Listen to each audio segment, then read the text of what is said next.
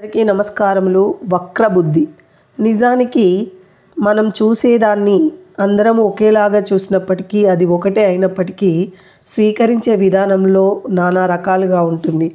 అదేవిధంగా ఎవరు ఏ విధంగా స్వీకరిస్తారో తెలుసుకోవాలి మనం. అలాంటి ఒక చిన్ని కథను మనం తెలుసుకుందాం. కొడుకు మరీ చెడు సావాసాలకు లోనై చెడిపోతున్నాడని హరిశ్చంద్ర నాటకం చూసి బాగుపడతాడేమోనని టికెట్ కొనిపెట్టి నాటకం చూడమని పంపాడు తండ్రి. మర్నాడు పొద్దున నాటకం ఎలా ఉందని కొడుకుని అడిగాడు. హరిశ్చంద్రుడు వట్టి దద్దమ్మ అన్నాడు కొడుకు. తండ్రి నిర్ఘాంతపోయి ఎందువల్ల అని అడిగాడు. కాకపోతే ఏంటి, తనకు తోచకపాయే, ఒకరు చెప్తే వినకపాయే అన్నాడు కొడుకు. ఏం జరిగిందేంటి అన్నాడు తండ్రి. ఏముంది, ఒక అబద్ధం ఆడితే కష్టాలని తొలగి నీ రాజ్యం నీకు వస్తుందని పక్కనున్న నక్షత్రకుడు పదే పదే చెప్పినా వినిపించుకోలేదు. నిష్కారణంగా కష్టాలు కొని తెచ్చుకున్నాడు అన్నాడు కొడుకు.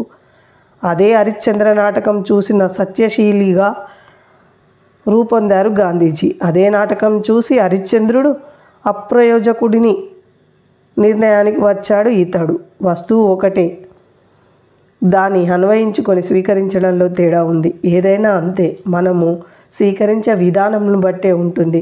మన బుద్ధి వక్రగా ఉంటే అది వక్రగానే ఉంటుంది. కాబట్టి మన బుద్ధిని మనం చక్కగా పెట్టుకున్నప్పుడే మనం చూసిన విధానం చక్కగా ఉంటుంది. నిజం మీకు ఈ కథ బాగా నచ్చితే తప్పకుండా లైక్ చేయండి, కామెంట్ చేయండి, సబ్స్క్రైబ్ చేయండి. ధన్యవాదములు.